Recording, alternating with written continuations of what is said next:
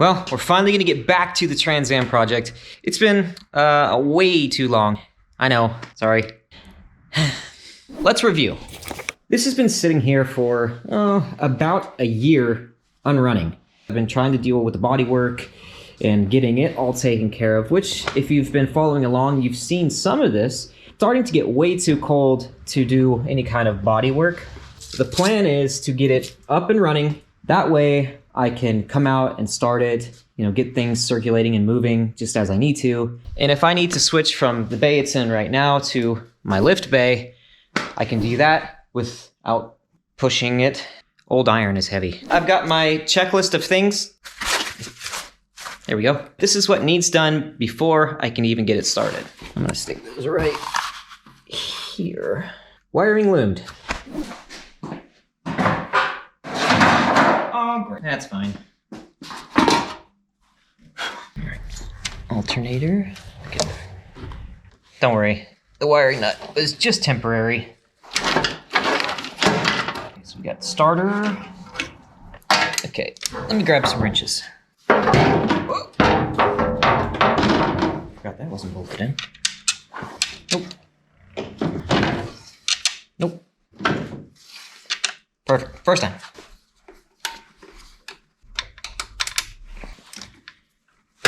Okay, to the starter.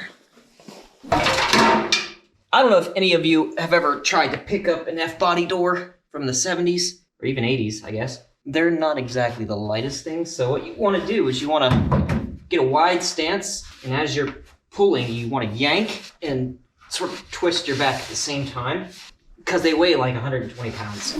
Oh my God! And then you want to drop it on your foot, probably get a nice butt shot. You're welcome.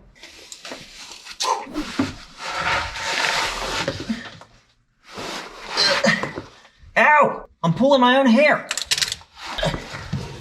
It's been a while, but I seem to remember this being a real pain to get to. Oh yeah, it's because of the headers. It does not make it easy. Can you do me a favor and hold this? Thank you. You're pointing it in the wrong direction. Oh yeah. Dang, I forgot how bad this really was. Oh shoot. Looking at it right now, I see that the starter wire is pretty well almost melted. Gonna have to address that. Oh, that's not gonna work. Huh, well, that means I have to come back out.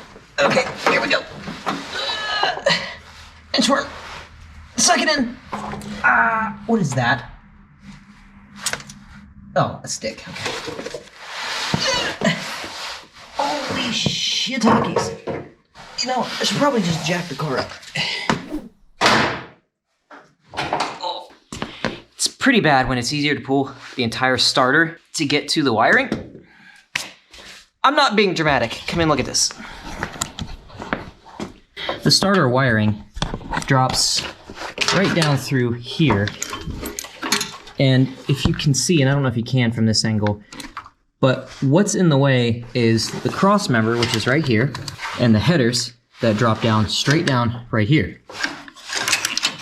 And because of that, there is zero room. And I completely forgot about that, but I was quickly reminded. Here's where that wiring is melted. I think we should be nice and... What was that? Did you hear that?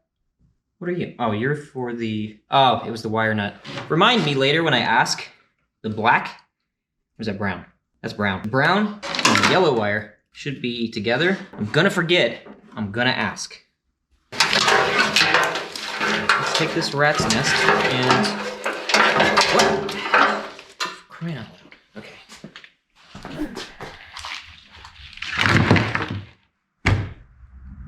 Great. Let me get this untangled first before we do anything else.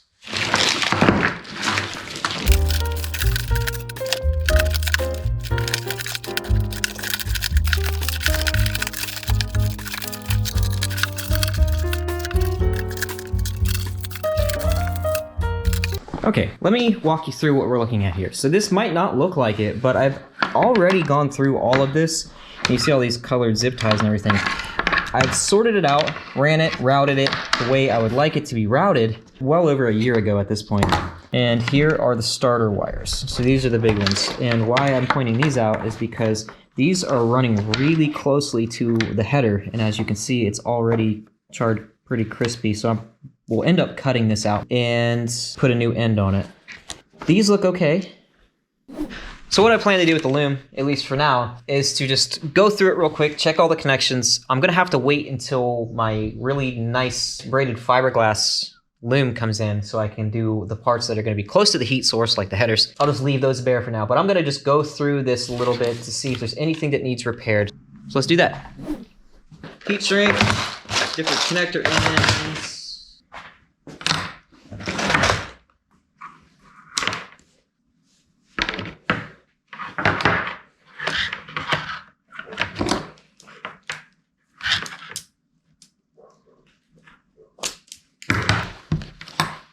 I thought I had yellow wire. I don't. This will do.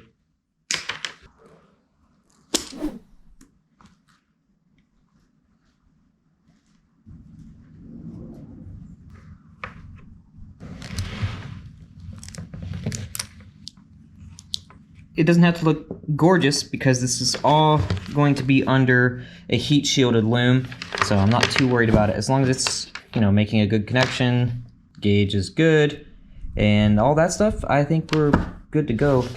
Okay, so as far as repairs go, that's really all I had to do. Some of this is not loomed. That's garbage.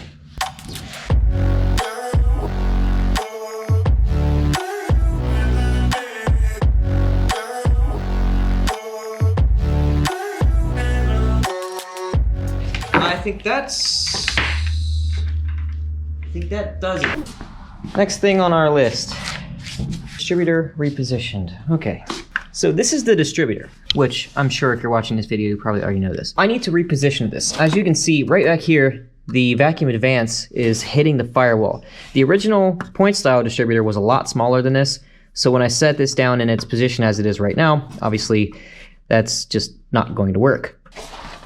So right here is a retainer that's keeping the distributor held in by this one little bolt right there. It's sort of a habit at this point, but in order to reposition the distributor, what I'm going to do is set the car top dead center on piston cylinder number 1. Cylinder number 1 is right over here on my right-hand side. If you're not sure, on some cars, they might have them stamped on the intake. Pontiac does a pretty good job at this, so you can see 2, there's a 4 down here, and 6, 8 obviously, and then 1, 3, 5, and 7 on this side. I'm gonna go grab a ratchet, set this at top dead center, pull that, pull the distributor up, and then I'm going to show you the difference between the HEI and Protronics converted distributor that I have. I think I still have it. Nope. Ah, there it is, first shot. Oh, there it goes. Good now. On a lot of cars, top dead center is going to be a mark. Ow! That's on the pulley and the timing cover. There's a little groove on this, and then on the timing cover, there are raised marks with degrees. What I'm gonna do is align this to 0. Right there.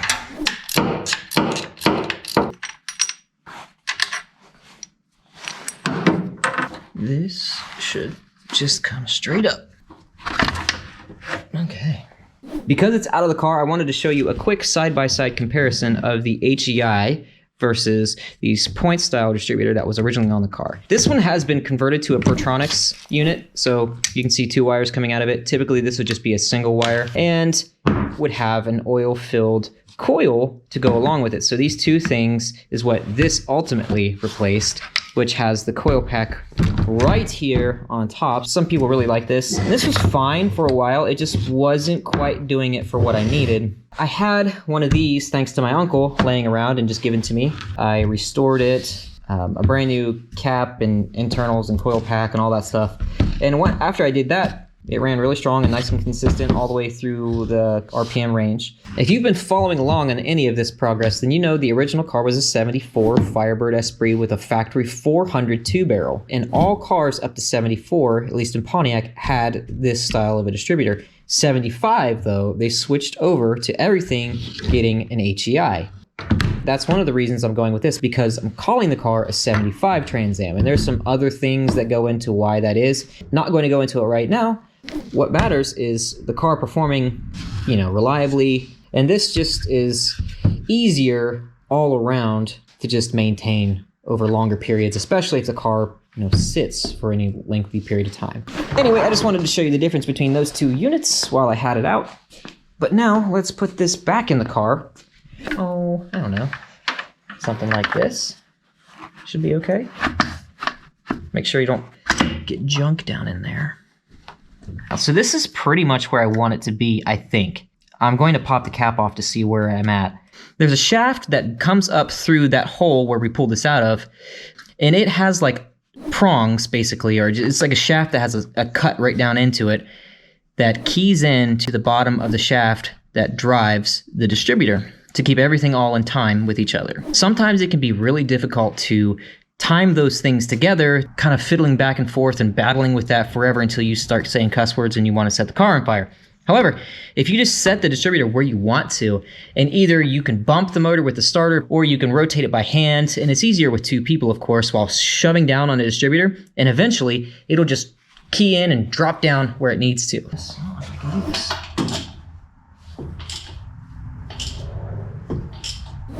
see if I got it. There we go. See? So now that that's there, I'm just gonna put the retainer back in just so, well, I don't forget to do that.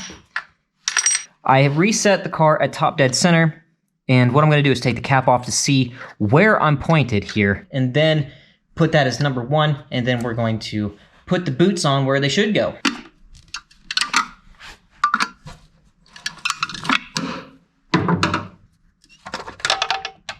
All right, so you can see we're pointed over towards this area right over here.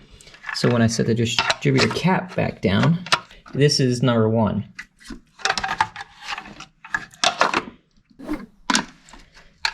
Get this back on. Then we'll put this. All right, cool. Here's plug number 1. So let's think about routing and how we want to do this eventually. I might need a longer one than that. Well, I'm not in love with some of this routing. The other thing is the fuel line. So I battled this pre-made fuel line, which is hard to see. But if you look right down here on the frame rail, where is it? Right there. You see that? That comes up as a hard line and goes right through here. You see where these 2 holes are? That's where it would mount.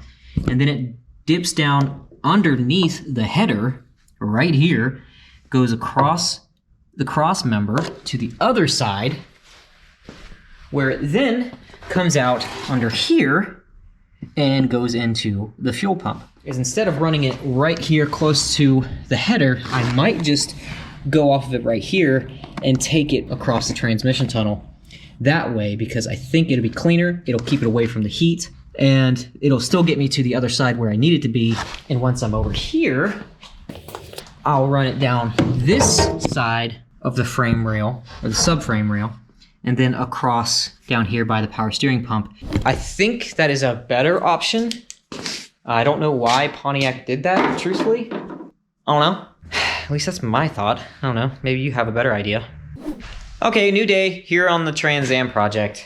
I am still waiting for the fiberglass loom to come in so I can finish the wiring harness for the engine bay and the fuel line, so I still am kind of at a standstill with that. However, there is some other things on this list that we can do.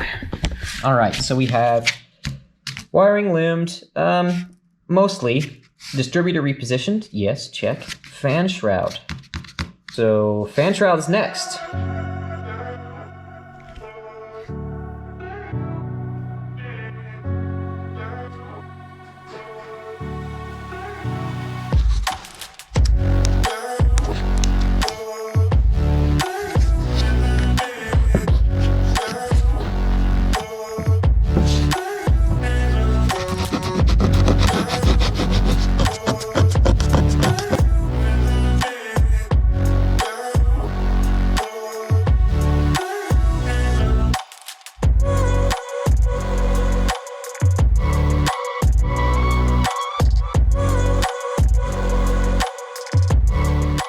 Got it scrubbed up. Now I'm gonna go rinse it off with the hose and I'm gonna come back. Got a feeling this is not gonna be as easy as I thought. I just mentioned that this is probably not gonna be super straightforward as I thought it was going to be. Go figure, that's my luck. The broken mounting tab, which probably isn't going to matter too much, honestly, because if I have a washer on this, it'll have enough to bite into and I'll never know the difference. But I might just repair that just because. The thing that is kind of concerning is this whole split right here, which runs to about right here, all the way back. So a good 9 inches worth of breakage. So that's going to have to be fixed, which I'm still not too worried about that. The rust discoloration wouldn't come off even with some scrubbing. I'm going to have to probably just sand that down. No big deal again. So for the sake of just looking good, this section, it's kind of hard to tell with it being wet, but this whole section right here being scuffed and scratched around the shroud opening itself, chewed up kind of all over the place. The other thing is, this right here, it's where I thought it was just dirt that was embedded. Probably saw me scratching at it before I started this. But whatever was there must have had some kind of chemical in it. It may have been like brake fluid, it could have been power steering fluid, I don't really know what it was. And it's eaten into that. I sort of have to weigh what it is that I actually want to do with some of these projects like this, because the car is not a concourse restoration. It's not going to be a trailer queen. I'm not going to open the hood and stress and obsess over every little single thing that gets used when the car gets used. You know, it's going to be enjoyed. And if I start worrying about all that, then I might as well park the car and never touch it again. While it's still drying, I'm going to take the opportunity to take care of some of the scratches that are at least, shoot, hey, where are you going? You fell down. Hold on. Are you okay? All right, I think everybody's okay. Close call. Anyway, what was I saying? The scratches that are here on top of the shroud are really the only ones that I'm going to probably worry about. I am going to take care of some of the stuff that is really obvious, but this is what I'm most concerned about. So when I pop the hood or somebody pops the hood and they're looking down at the car, that's what they see. The rest of it, like I said, it's just going to go back to being scratched up and scuffed up as the car is driven around.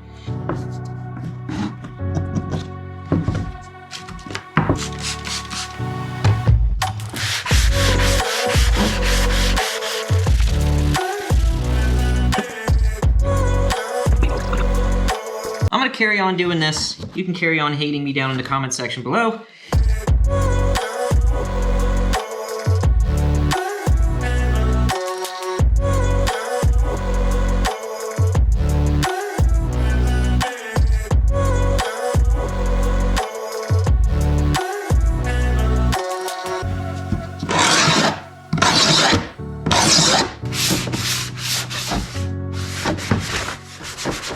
I got a lot of the big, deep things out of the way, and all that's left behind are some finer scratches. And there are a couple ways I could deal with this, and I could just resort to painting it, which I may still do, truthfully. I don't know just yet. It's getting pretty cold, and I'm getting kind of hungry, so I'm going to do one more thing that I want to show you that you may or may not know about, and wrap it up for today at least.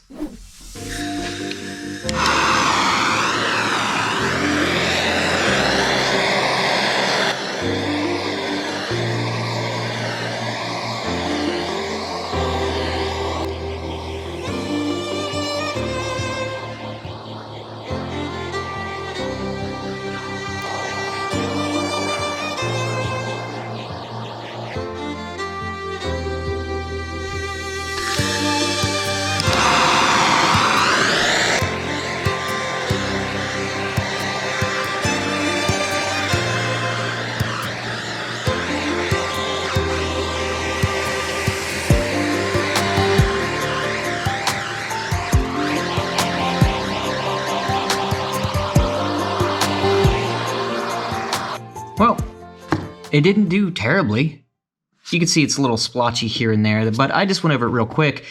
This can definitely work. You just have to be really careful and not to keep the torch or flame or whatever you use, the heat gun even, just in one spot for too long. You gotta keep it moving. I've done this on rubber trim pieces, plastic parts like this, and I just wanted to see how well it would do I went ahead and flipped this around to the top side, and this part right here is just after that first couple rounds of sanding. Same thing over here.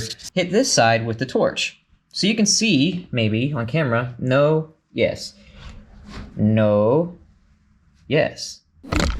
I'm gonna call it for today, but gotta get the fan shroud in, then we can put the radiator in. Hopefully tomorrow or in the next couple days, the loom will be here, and we could finally get the wiring harness back in, sorted and settled. Fuel line, I guess, firing it up in the next episode, maybe? Fingers crossed. Maybe it seems like we didn't get a whole lot done, but we're making progress on the Trans Am, and that's something. If you liked the video, please like the video, comment if you have something to say or you want to contribute to the conversation in some way, and subscribe to the channel and be a part of this growing family of mine. All three of those things really are huge for nobodies like me here on YouTube, and I like doing this and I like having you around, so it's kind of a win-win. Anyway, with that, I will see you in the next one. Hopefully when we get to fire up the Trans Am. Okay, bye.